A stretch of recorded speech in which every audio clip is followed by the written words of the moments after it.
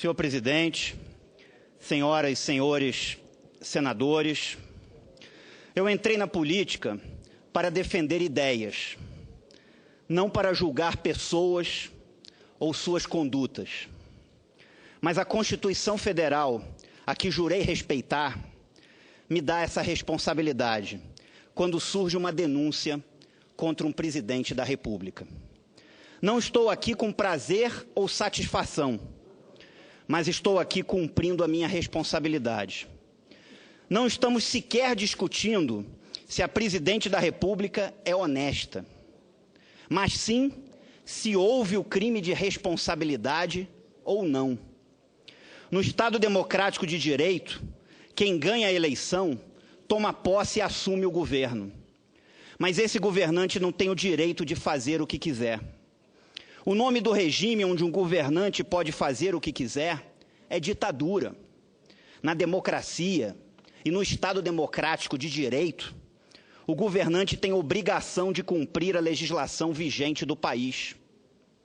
Se um presidente da República puder descumprir a lei maior do país, que é a Constituição Federal, como exigir que um cidadão comum tenha que cumprir as demais leis do país? O artigo 85, inciso 6º da Constituição, tipifica como crime de responsabilidade o descumprimento da lei orçamentária anual. O governo editou decretos de crédito suplementar sem conformidade com a meta fiscal vigente no momento da edição dos decretos. Meta essa constante da Lei de Diretrizes Orçamentárias de 2015. E tanto assim o fez que precisou alterar a meta no fim do ano por não ter alcançado ela durante o exercício fiscal. Não é sério um país que tem uma meta fiscal, uma lei para ser cumprida, e não sendo cumprida no fim do ano, simplesmente resolve mudar a lei para tentar legalizar o ato ilegal anterior. Isso não é sério. Isso não é coisa de país sério. O artigo 167 da Constituição Federal fala em prévia autorização legislativa. O artigo 167, inciso 5º da Constituição Federal é claro, e ele diz: são vedados a abertura de crédito suplementar ou especial sem prévia autorização legislativa e sem indicação dos recursos correspondentes. Prévia significa antes. Precisa ter autorização legislativa antes do fato, não depois do fato. Precisa ter autorização legislativa antes do fato. O orçamento público data de 1215 na Inglaterra. O rei gastava demais e alguém tinha que dar um freio nos gastos do rei. A partir da Magna Carta inglesa, o rei, para fazer qualquer gasto, passou a ter que pedir autorização ao parlamento.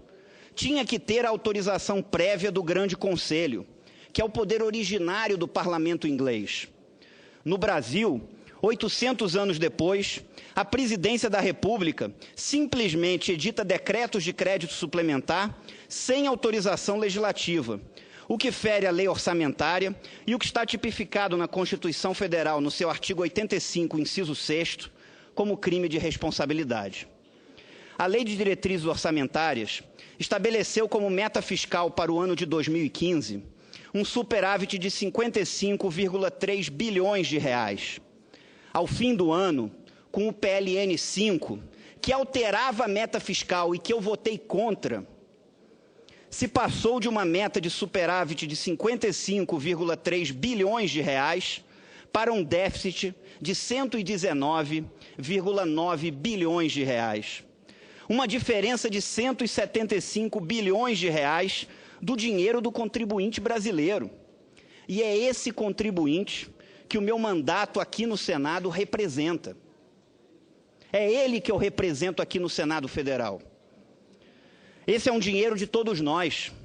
E como se não bastasse isso, o governo desrespeitou o artigo 36 da Lei de Responsabilidade Fiscal, que diz: é proibida a operação de crédito entre uma instituição financeira estatal e o ente da federação que a controle, na qualidade de beneficiário do empréstimo.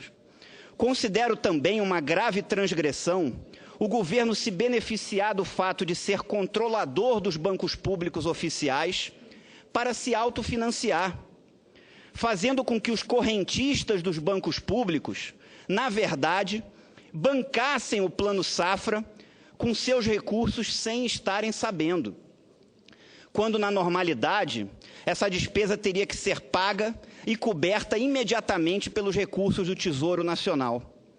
Isso gerou uma maquiagem fiscal irresponsável e inadmissível. A Lei de Responsabilidade Fiscal é uma lei importante do país e precisa ser cumprida. Um governo não pode gastar mais do que arrecada. Isso, para mim, é princípio.